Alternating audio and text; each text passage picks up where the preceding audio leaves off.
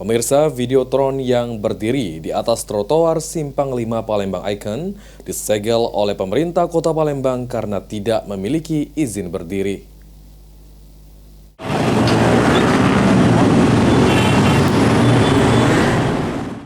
Bukan hanya di Simpang 5 atau PI, Satpol PP juga melakukan penertiban reklame yang tidak memiliki izin di Jalan Demang Lebar Daun pada Jumat malam. Sebelum disegel, pemerintah Kota Palembang sudah melakukan pemanggilan terhadap pemilik reklame untuk segera mengurus perizinan. Videotron dan reklame yang disegel pemerintah Kota Palembang sudah lama dilakukan pengecekan, ternyata tidak ada izin melanggar badan jalan. Sudah kita rapatkan beberapa kali untuk penertiban reklame dan Videotron lah ya. Dan itu sudah kita suratkan menghimbau kepada yang pemilik, kalau memang tidak ada izin silakan datang untuk melakukan izin.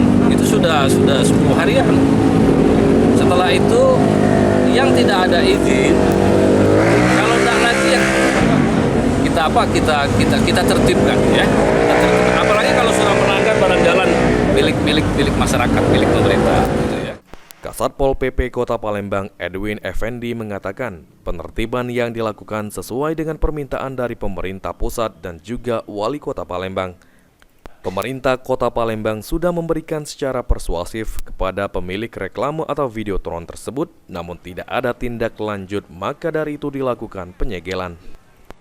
Sesuai dengan perintah Bapak Wali Kota, juga Pak Gubernur dan instruksi Presiden.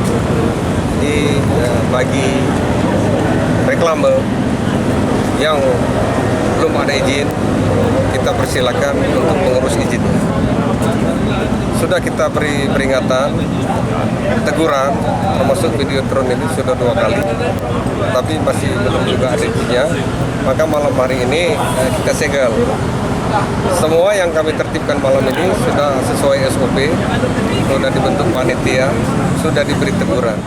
Selanjutnya, pemerintah Kota Palembang menghimbau kepada seluruh pengusaha reklame agar segera mengurus izin-izin resmi, baik itu ke PUPR dan untuk pajaknya ke Bapenda, agar pengusaha juga nyaman dan juga PAD Kota Palembang bertambah. Ilham Wahyudi, PAL TV.